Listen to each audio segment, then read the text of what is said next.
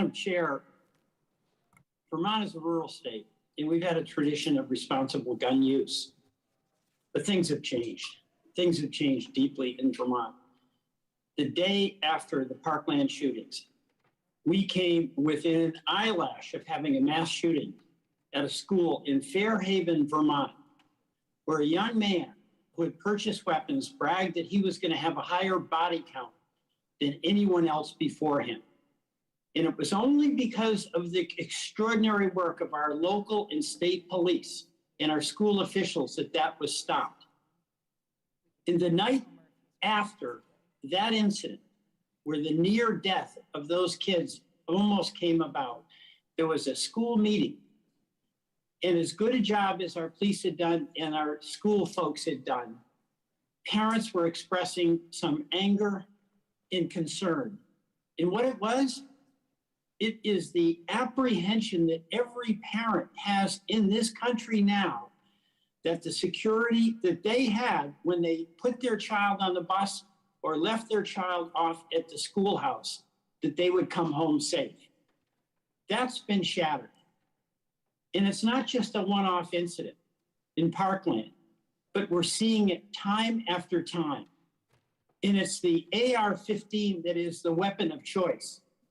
And by the way, that weapon of choice, it's not accidental. 18-year-olds can buy that and they can't buy a beer. It's a weapon of choice because of the marketing. Be a man, get this, on the road to manhunt. This is the way you can show how big a person you are. It is marketing this to vulnerable people who have wild expectations of what it means to be a man. So, Mr. Bossy, how much marketing do you do? I mean, is this worth it? Maybe could you restate the question, sir? Are you asking how much marketing? How much marketing are you doing?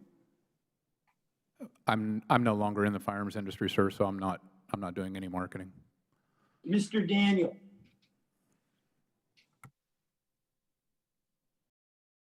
Yes, sir. Repeat the question, please.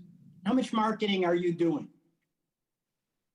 We're marketing very much like we have been for the past 15 years. Well, you know, I'm interrupting. I apologize.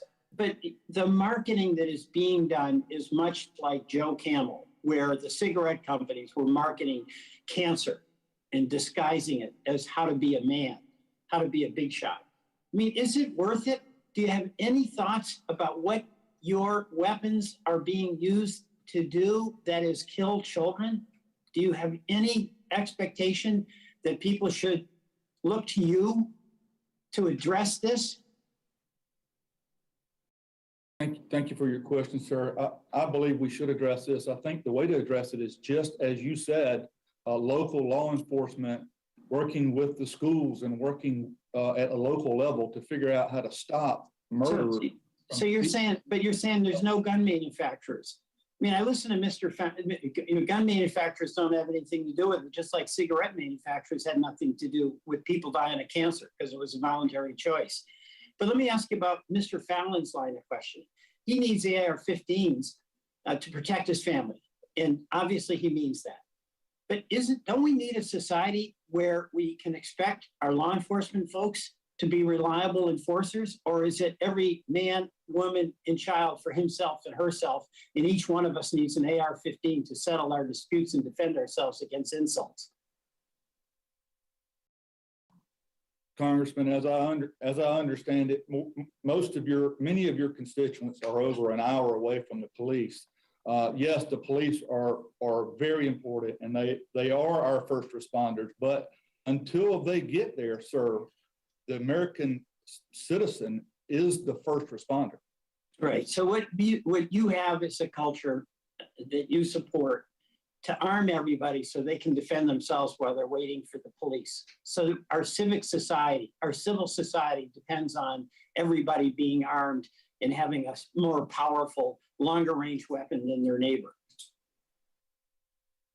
I believe that the American citizens have the right and the responsibility to take their firearms that they've bought for self-defense and defend themselves and their family. Right. Until the police arrive. Yes, sir. and you're glad to manufacture those and sell them. I yield back.